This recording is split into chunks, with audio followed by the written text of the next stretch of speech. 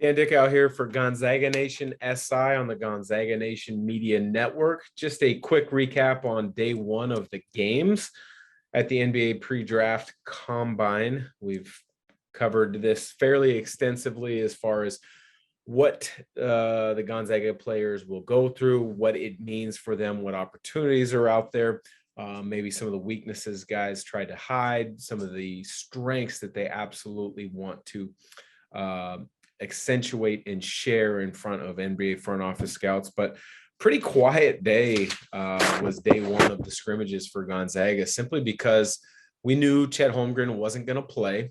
When you're a projected top three, maybe top one pick as he is, you're probably not going to play in the games. You're just going to do some of the interviews, which has been the case with Chet Holmgren. But been a quiet day for Gonzaga in day one because Drew Timme was the only Zag to play. And I thought he played really well. I watched the game, and there were moments that, yes, they tried to put him in space and have him guard in pick and rolls. But at the end of the day, that's every single big in the NBA. If a guard thinks they have an advantage, they're going to try to accentuate it. They're going to try to exploit it. They're going to try to force that switch to be able to get an isolation up top off the bounce.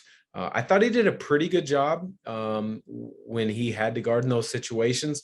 He did a nice job on the low block when he was guarding, as far as not giving direct line angles to be able to be scored on. A couple face-up jumpers over the top of him. But again, that's nothing to be too concerned about. But I thought offensively, he played well. 13 points, 6 of 9 from the field. You could tell he was trying to show his extended range. I know going into last season, people talked about, hey, he's going to shoot more threes. He really worked on it. And I don't discredit that or say he didn't. But the fact Gonzaga didn't need him to show that last year. So he couldn't show that in games last year. So this is a great opportunity for him to show his comfort level of actually stepping out to that 3-point line and letting it go if necessary. He was 1 from 3 behind the 3-point arc.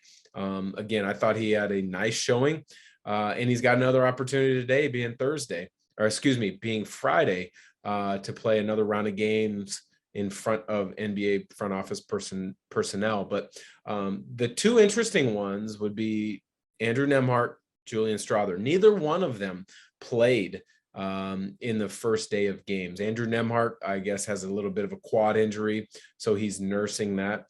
Kind of leads me to believe that he's comfortable with where he may lie in NBA front office personnel's eyes, and that he and his agent would prefer him to be in an individual setting with teams. Now, I don't mean individual setting where it's 1-on-0, but I mean getting to know the organizations.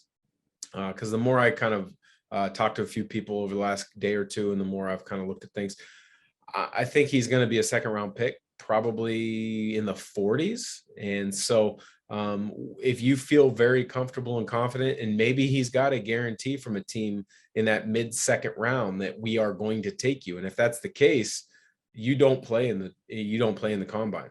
You would go to workouts of teams that are slotted ahead of the team that has guaranteed you, to see if you can't move up in the draft. But you wouldn't want to put yourself in a position in front of all of the NBA where maybe you have a bad game because you have a slight quad injury like he says he has. So sounds like things are going well for Andrew Nembhard in the pre-draft process. And then Julian Strawther didn't play as well yesterday either. A little bit of a surprise to me, simply for the fact that I think he's one of those guys that he's got NBA talent.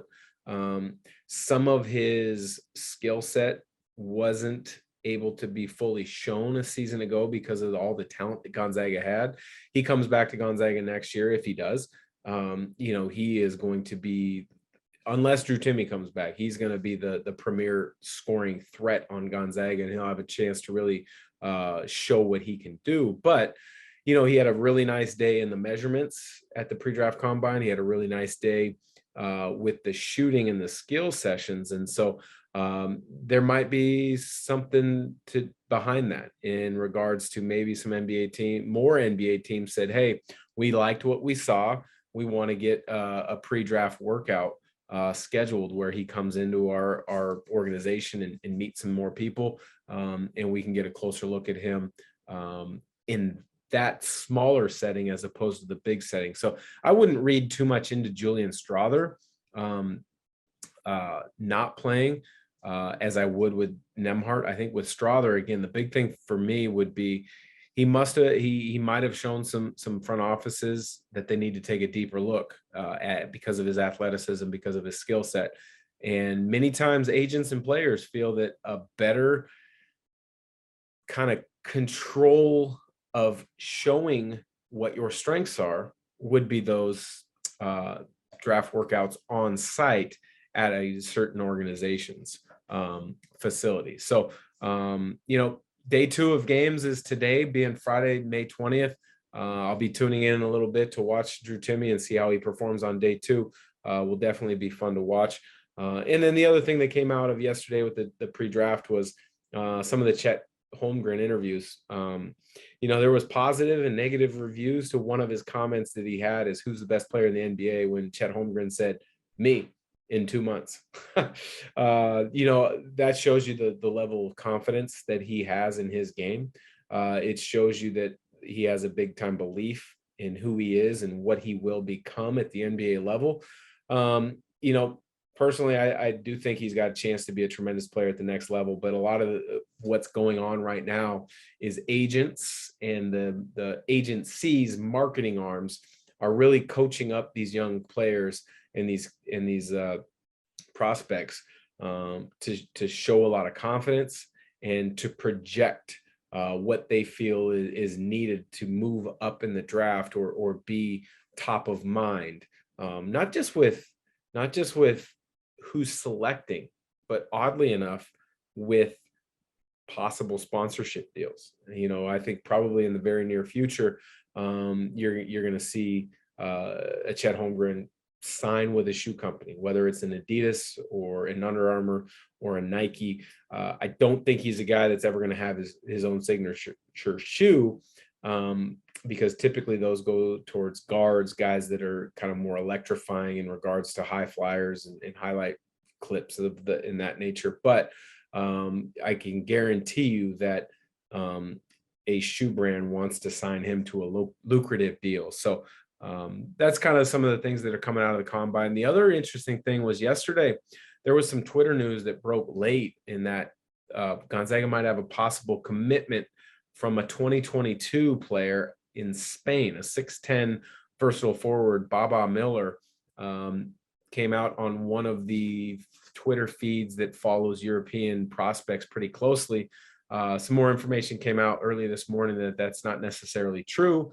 I haven't been able to confirm or deny that report, but it would be a little bit of a surprise to me in the fact that Gonzaga is still kind of mining that European angle when Tommy Lloyd has taken off. Now, I know Stephen Gentry, Roger Powell, Brian Michelson do have great connections over in Europe, but I don't think they are as focused on the European market as Tommy Lloyd was in the past. But just a thought that I had when I saw that come through last night, and then kind of a rebuttal to that this morning. So looking forward to bringing a recap of day 2 of games at the NBA Draft Combine, and if there's any more information out on the 4 Zags that anybody that's a Gonzaga fan would love to know about. So like, subscribe, and review, whether it's YouTube, Instagram, Twitter,